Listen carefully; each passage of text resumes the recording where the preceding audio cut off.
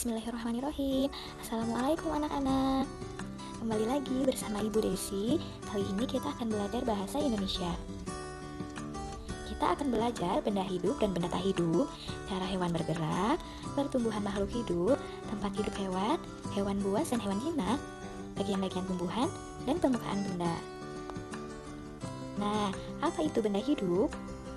Benda hidup adalah benda yang dapat bergerak, tumbuh, memerlukan makan, bernafas, dan berkembang biak. Contoh, benda hidup ada manusia, ada tumbuhan, ada hewan. Lanjut, apa itu benda tidak hidup? Benda tidak hidup adalah benda yang tidak mempunyai ciri kehidupan, seperti tidak bergerak, tidak tumbuh, tidak memerlukan makan, tidak bernafas, dan tidak berkembang biak.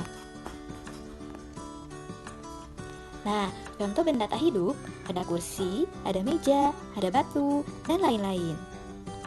Lanjut, cara bergerak hewan. Berenang, contohnya ikan. Berjalan, contohnya gajah. Melompat, contohnya katak. Kemudian terbang, contohnya burung. Yang melata, contohnya ular.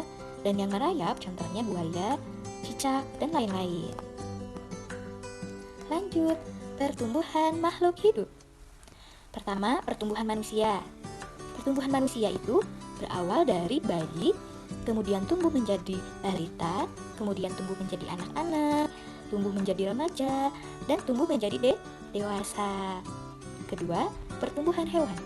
Contoh, pertumbuhan ayam dari telur, kemudian menetas menjadi anak ayam, dan tumbuh menjadi ayam dewasa. 3. Pertumbuhan tumbuhan. Berawal dari biji, kecambah, kemudian tumbuh menjadi tumbuhan. Paham anak-anak? Bagus, sekarang kita lanjut. Tempat hidup hewan. Tempat hidup hewan dibagi menjadi dua, ada daratan dan air. Hewan yang hidup di darat itu contoh gajah, jerapah, singa, kuda, dan lain-lain. Kemudian yang hidup di air adalah ikan, cumi-cumi, kemudian ada kura-kura, dan lain-lain. Kita lanjut ya. Hewan buas dan hewan jinak. Ada yang tahu hewan buas dan hewan jinak itu apa? Nah, hewan buas itu adalah hewan yang tidak ada di sekitar kita, hewan yang tidak dipelihara oleh kita. Itu namanya hewan buas. Contohnya ada kuda nil, ada gajah, ada banteng, dan lain-lain. Lanjut ke hewan jinak. Hewan jinak adalah hewan yang ada di sekitar kita, hewan yang selalu dipelihara oleh kita. Contohnya ada kucing, ada domba, ada bebek, dan lain-lain.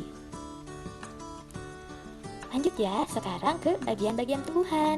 Nah, bagian-bagian tumbuhan ini ada akar, ada buah, ada daun, ada batang, ada bunga. Nah, masing-masing dari bagian tumbuhan ada kegunaannya. Akar, kegunaannya menyerap air dan sari makanan dari dalam tanah.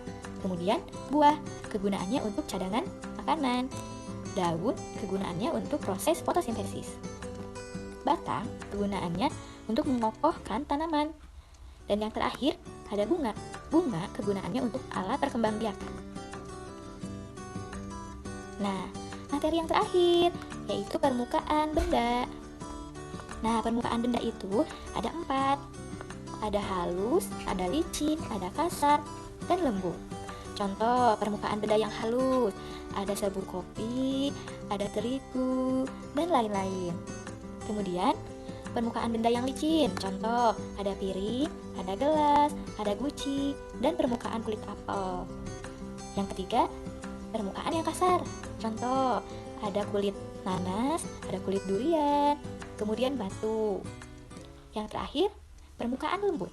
Permukaan lembut itu adalah contohnya ada bulu kucing, bulu hewan, kemudian ada bulu di jaket, kemudian permukaan boneka, dan lain-lain. Alhamdulillahirrahmanirrahim. Hari ini pembelajarannya telah selesai. Tetap semangat belajar, jaga kesehatan. Salam rindu dari Ibu Guru. Sampai jumpa. Assalamualaikum warahmatullahi wabarakatuh.